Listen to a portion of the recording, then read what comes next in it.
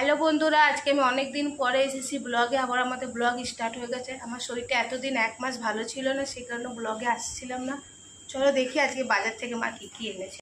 কি বানাবে এটা থেকে আজকে? লাউ চিংড়ি হচ্ছে। কই চিংড়ি মাছ? চিংড়ি ঢেলেছি না। দেখাও চিংড়ি ঢালো।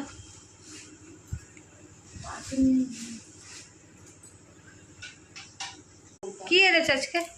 এই একটু চিংড়ি এনেছি আর একটু ছোট এক মাছ এনেছি। এটা কি আলু বেগুন দিয়ে বানাবে? হ্যাঁ, ওটা আলু বেগুন দিয়ে, ওইটা চিংড়ি মাছ দিয়ে যে লাউ কাটছি, এই যে লাউ ওইটা কেটে রেখেছি। ওই যে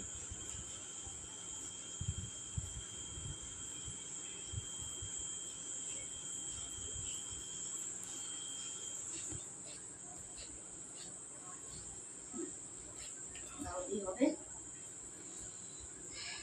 হবে আর ডাল হবে।